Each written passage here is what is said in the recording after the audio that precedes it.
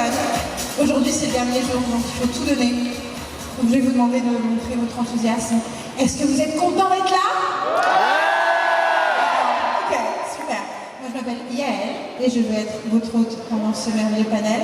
Mais je sais que c'est pas moi que vous êtes venu voir, donc sans plus attendre, faites un tonnerre d'applaudissements à Gustav Skarsgård.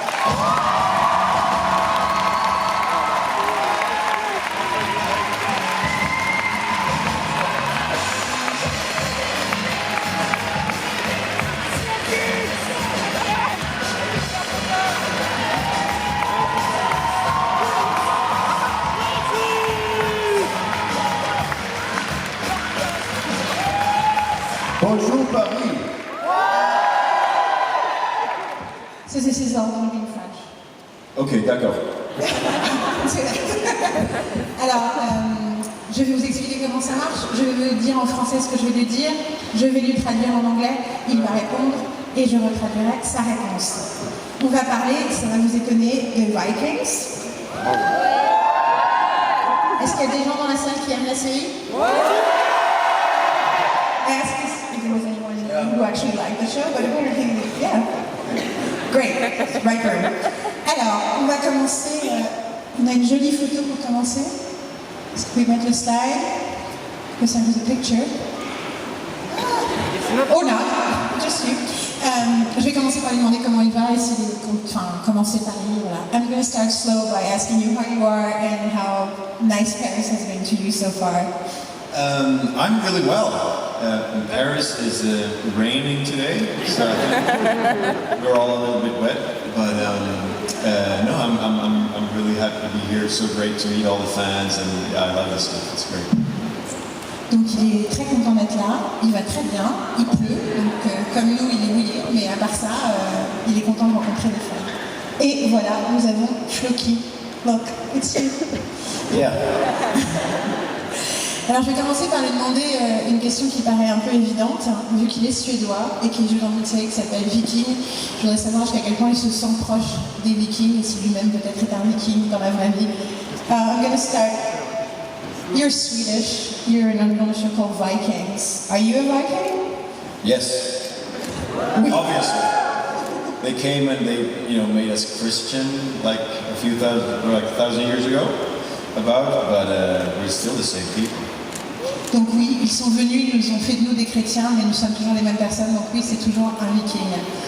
Je suis particulièrement intéressée sur le fait que est-ce qu'il s'est intéressé à la culture des vikings et à l'histoire des vikings avant d'être dans cette série, dans son pays. Did you know a lot about Viking lore and history as a Swede, or is it something that you were very familiar with? Or? Yeah, it's something that we would always study a little bit in school, but I had always taken a personal interest in it as well. Like I would write assignments about Vikings and stuff, and I always liked that part of our history. And I've always been like a fan of Lord of the Rings and fantasy and that kind of, like when I was a kid, when all the other kids went and did like football practice and stuff, I did like fencing and horseback riding and stuff. So I was always into that whole medieval thing. So yeah, it was definitely the right gig for me. Donc, quand il était jeune à l'école, effectivement, on apprend l'histoire des Vikings, de cette période de l'histoire, mais lui, il a toujours été intéressé particulièrement par cette période. Quand il était question de faire des devoirs à l'école, je suis sur des sujets spécifiques, il avait tendance à vouloir parler des Vikings, puis il était fan de Seigneur des Anneaux, de tout un tas de choses ancrées dans le fantasme du médiéval en fait. Et pendant que les autres étaient en train de s'entraîner à faire du foot, lui il s'entraînait à jouer à l'épée, se battre à l'épée. Play with a sword. À se battre à l'épée et à faire du cheval. Donc c'était vraiment le bon job pour lui. Floki est basé sur un personnage historique et je voudrais savoir s'il a fait beaucoup de recherches quand il a eu le rôle, s'il s'est intéressé à la réalité de l'inspiration de son personnage ou s'il a voulu se concentrer sur la version écrite pour la série. So Floki is actually loosely based on a real person. Did you, when you got the gig or even further in time, ever want to research him and the history of him, or did you want to focus on the way it was written for the show? There isn't that much information about Floki. I mean, these are all very old stories, and they're not very well documented. Predominantly because back then they wrote in rune scripture on stones, so there's not that much information. Exactly. But there was a man called Floki who discovered Iceland. And I always, because when I got the role, I started Googling the name, because I had never heard the name before, you know, and I started Googling and this guy came up, so I asked the writer if that was, you know, if it was based on him, and he was always like, well, maybe, you know, because I didn't even know that my character would eventually discover Iceland, but that was always his intention. Donc il n'y a pas beaucoup d'informations qui existent sur le véritable Floki, parce que c'est une période où il n'y a finalement pas assez d'informations, notamment puisqu'ils avaient tendance à écrire les choses... Someone's screaming. Ils avaient tendance à écrire les choses sur de la pierre, et en fait tout simplement il n'en reste pas beaucoup. Mais quand il a eu le rôle, il a cherché sur Google le nom, parce qu'il n'avait jamais entendu ce nom Floki, et il est tombé sur la personne historique, et il a demandé à l'auteur est-ce que c'est lui, donc il est surtout connu pour avoir découvert l'Islande, et il lui dit ah peut-être. Et à l'époque il n'avait pas idée que son personnage même dans la saison 5 allait aller en Islande. Je pense que Floki est particulièrement populaire auprès des fans.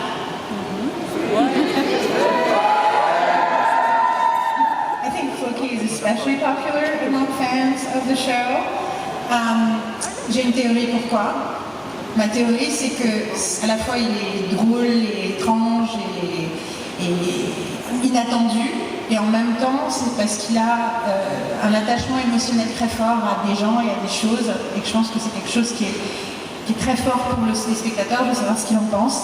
My theory, among, you know, of course you're great, bien sûr c'est aussi parce qu'il est génial, but among the other theory of why the character is so popular with the fans is I feel like Floki cares. I mean, he's fun, he's wild, unpredictable, but he cares. He cares about people, he cares about the gods, he cares about things like his work and knowledge. And I wonder if you also agree that maybe that's why the audience can attach to him, and also if this was a big part of you, like, in making the character real for us. Yeah, I think so. Floki is very much heart, you know. He's very passionate and he's very loyal, and he might get things wrong sometimes and might kill someone out of the wrong reasons and stuff like that, but he cares, you know. And from his perspective, he thinks that he's doing the right thing, and he's very passionate about that. So I think that's something that the audience can relate to, you know, his passion. And I also think, you know, we love a character who's unpredictable as well. We never know where he's going to go. You know, he's a loose cannon. And that's always very, you know, interesting to watch a character like that. And you think you know him, and you kind of root for him, but you also go like, no, don't. You know, it's. That's real, yeah. Especially on a TV show, because everything is. Donc oui, effectivement, Floki, c'est avant tout quelqu'un qui est guidé par son cœur, c'est quelqu'un de très passionné, c'est quelqu'un qui ne fait pas les choses, enfin qui est effectivement émotionnellement impliqué dans ce qu'il fait, même si parfois il ne fait pas ce qu'il faut, même si parfois il tue quelqu'un, peut-être pas pour les bonnes raisons, mais en tout cas, il est toujours guidé par son cœur et sa loyauté. Après, il pense que, bien sûr que les gens, ça les touche, mais aussi le fait qu'il soit si imprévisible, qu'on ne sache jamais ce qu'il va faire, qu'on ait vraiment envie d'être de son côté, qu'en même temps, parfois, on regarde et on dit non, ne fais pas ça, c'est aussi quelque chose qui est excitant pour un spectateur. I agree. Mais vu qu'on parlait des relations, je vais revenir à la photo, vu qu'on parlait... Vu qu'on parlait des relations proches de Floki, je voudrais parler de sa relation un peu avec Ragnar et à quoi ça ressemblait dans le travail de l'acteur. Since we were talking about his relationships, I wanted to start with the friendship with Ragnar and how you guys worked on it, or what you talked about, and how it developed throughout the seasons. Well, I think it was there from the beginning, like their friendship. I think that Floki, from my perspective, he's always been an odd bird. He's been living isolated on his own, and I think that he only had one friend, and that was Ragnar. Ragnar was the only one who saw something special in Floki. He was the only friend he ever had, so I think he was so important to him. Yeah. I'm going to ask another question about that. Dès le départ, c'était là, cette amitié. Quelque part, Floki est un peu un oiseau étrange, quelqu'un qui vit de son côté de façon un peu bizarre. Et finalement, Ragnar, c'est presque son seul ami, c'est la personne qui voit qu'il a quelque chose à offrir, qu'il a quelque chose de particulier. Et c'est ça aussi qui crée ce lien. Je me demande du coup s'ils ont parlé entre eux de la backstory, de comment ils ont créé en tant qu'acteurs une histoire pour expliquer leur amitié. I wonder about building a backstory between actors, talking about, well, they're friends now, but what is their friendship? Did you guys talk about that? No, Travis Fimmel doesn't like to talk too much. Right? He's like, if you start like, well, what? He's like, yeah, whatever. You know, he's that kind of guy. I mean, it's all there. It's all there in the script. Mm-hmm. And me personally, like in my perspective, we have a strong backstory. I don't know, and probably for him as well. But also it grows over the years. You know, as we're shooting the show, like our relationship grows and develops over the years as well. So I don't even know how much was initially intended from the writer's perspective, and how much, you know, he saw our interaction and built upon that, like the strong relationship that we got. Yeah, the chemistry between us, because that was always, so we hit it off right off the bat, me and Travis, while the camera was rolling, which is the main important thing. It doesn't matter, I mean, you can write books about your backstories, but it's that moment when the camera is rolling and it's action and what happens chemically between the characters, that's when it's at. Donc Travis n'aime pas beaucoup parler de ces choses-là. Donc quand il a essayé de lui dire ah peut-être qu'on pourrait dire ah c'est bon on s'en fiche, il dit surtout que même si lui il a créé une backstory dans sa tête pour leur amitié, tout était déjà dans le script en fait. Ça suffisait, c'était dans l'écriture, c'était dans le texte. Et qu'en plus, au fur et à mesure que la série a avancé sur les 4 premières saisons, leur relation aussi, leur entente a grandi et peut-être que ça a aussi inspiré les auteurs. Mais ça c'est pas ce que les auteurs pensaient faire au départ de leur amitié. Et finalement, on s'est entendu tout de suite à l'écran, devant la caméra, et c'est ça qui est important. On peut écrire des livres entiers sur la backstory d'un personnage. Ce qui est important, c'est ce qui se passe à l'écran, et quand il y a ce type de chimie entre deux personnages, c'est ça qui inspire aussi les auteurs pour écrire les personnages. Du coup, vu qu'on parle de leur amitié, j'ai envie de vous montrer un petit clip de la série, parce que ça fait plaisir. Since we're talking about that friendship, I kind of want to show a clip of the show because it's always nice. We're all fans and it's nice to see a little bit of the show. Donc je vous invite. Malheureusement, je n'ai pas de du coup, on revient à l'idée de l'émotionnalité, ce qui n'est pas un mot, du personnage. Et je trouve ça assez fascinant en fait de jouer un viking qui exprime tant d'émotions. Là avec des mots mais beaucoup aussi avec ses expressions, il pleure beaucoup et je veux savoir comment il voit les choses, il vit les choses. I think it's interesting that this character of Viking has so many emotions and actually shows a lot of those emotions. Confusion, fanaticism sometimes, depression sort of, you know, like how did you approach that part? Or is it part of what is enjoyable about this character is that it has all these facets? Yeah, there's definitely the strength of the character. And he's a very, he doesn't fit into his time. In this very sort of masculine Viking, and he's an oddball, but he's also, I don't know, maybe he would have some sort of diagnosis today, maybe he would be bipolar or, schizophrenic or I don't know what, borderline, I don't know, but he's definitely, not like the others. And he's very sensitive, and for me that was always such a strength of the character. And also to see him evolve also over the years. Because in the beginning he was more like wacky and crazy, and then when we see him here, he's older, he's more, at peace in a sense, He's been through so much as well, so that's also been an amazing journey. But I decided early on, because I knew like if I'm gonna do something that sticks out in a show about Vikings, if I'm going to go up there and I'm going to be another stoic Viking amongst other stoic Vikings, I'm just going to get lost in the mass. You know, so I was like, okay, I have to approach it from a different angle. I'm not gonna do the, yes, I'm a Viking. You know, I'm gonna go take it from the, you know, throw a curveball. I feel, yeah, that's what the character does. I'm trying to remember how we started. C'est quelque chose effectivement d'intéressant de cette émotion dans ce monde si masculin des Vikings.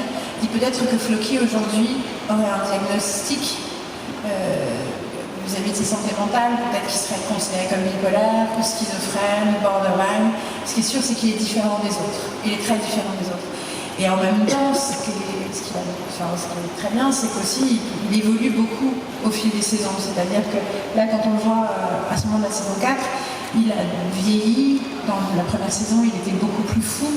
Et là, il s'est posé, mais il a aussi traversé énormément d'épreuves et il a changé. C'est pour lui, en tant qu'acteur, il a pu aussi découvrir d'autres aspects du personnage. Mais aussi, il y avait l'idée de, s'il joue dans une série, s'il veut faire quelque chose d'exceptionnel, proposer quelque chose au public, dans une série de Vikings, s'il joue le Viking, le Viking très fort, finalement, c'est rien de particulier et il va être perdu dans la masse des autres Vikings très forts. S'il n'a pas besoin d'être stoïque, là, il apporte autre chose, c'est une espèce un tournant. There's a word for curveball in French. Enfin, si je crois, maybe in sports, but I don't know, sports. Un angle nouveau, oui, c'est ça. On va dire ça. Oui, c'est vrai. Dans 5 minutes, je vais vous laisser poser des questions. Donc, si vous voulez, préparez-vous. Il y aura un micro là, mais j'ai encore quelques petites choses dont je voudrais parler.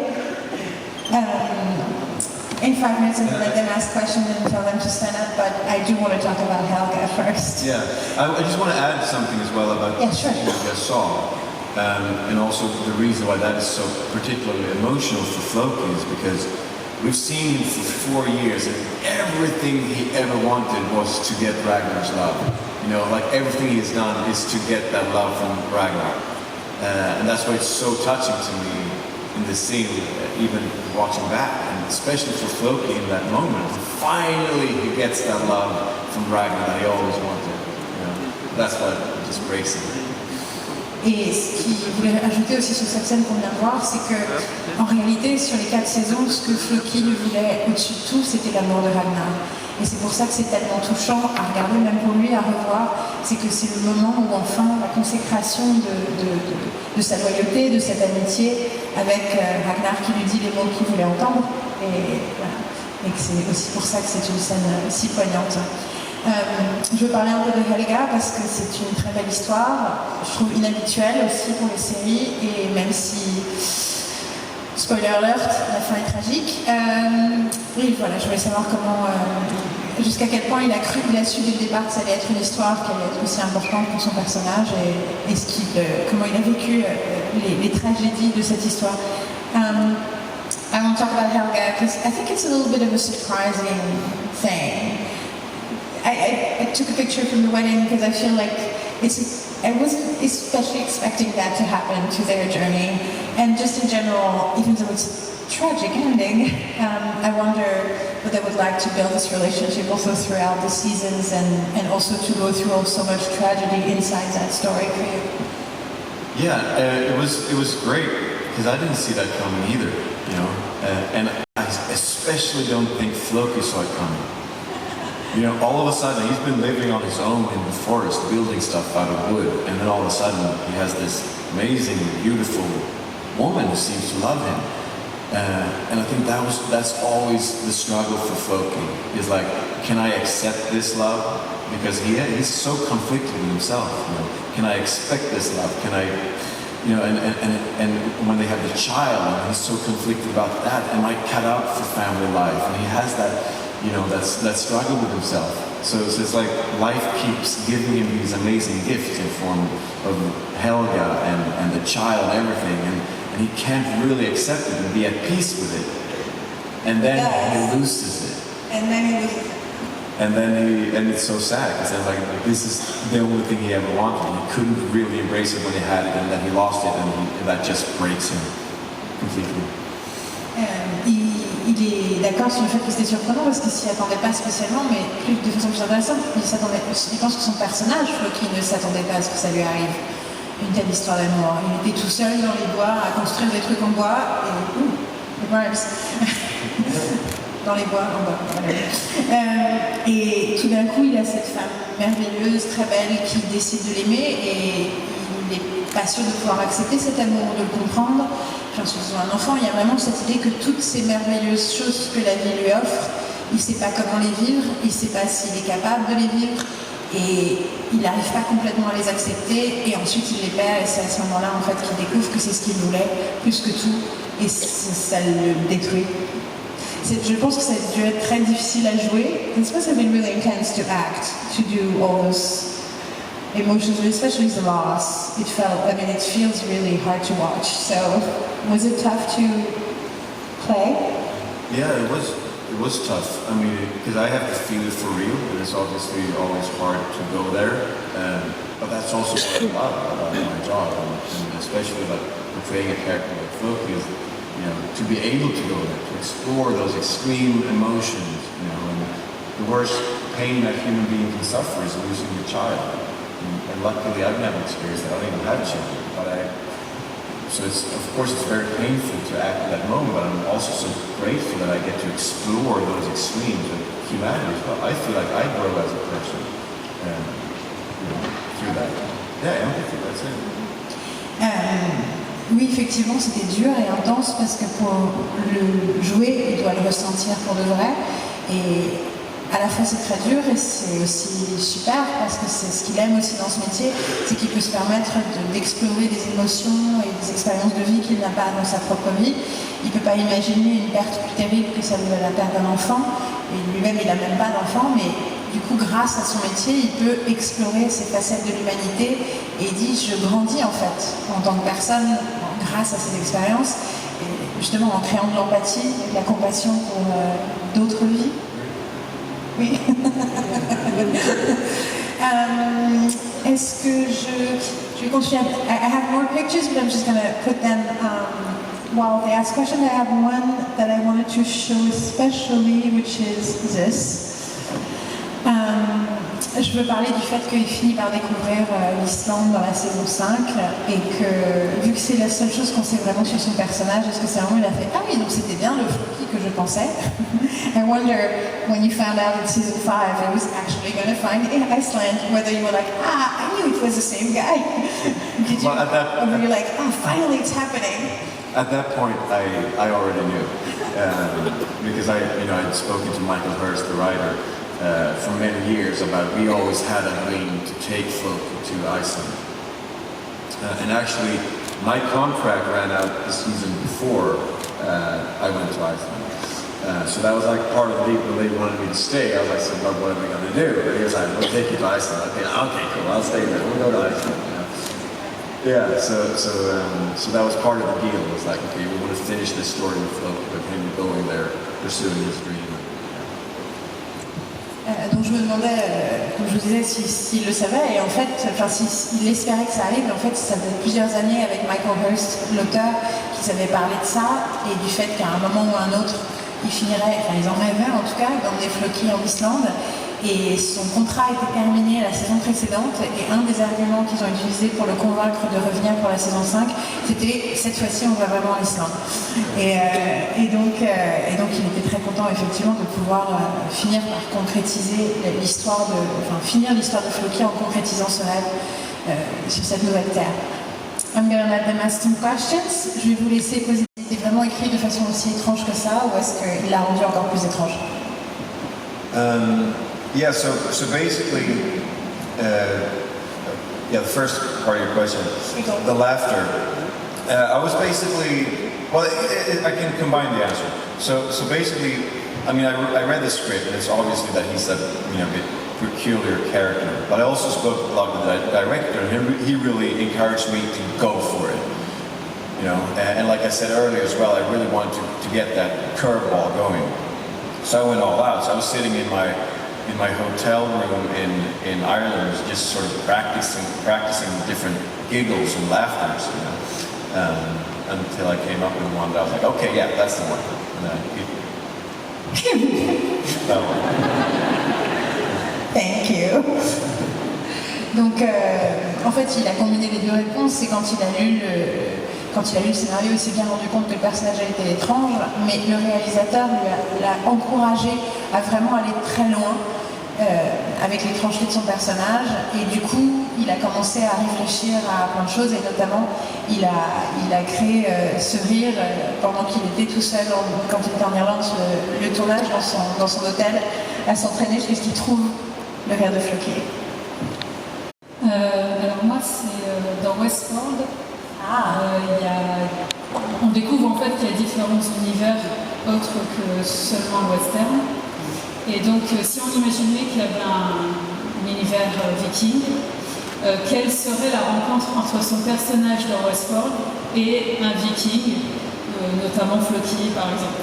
She combined Westworld and Vikings. Donc, English.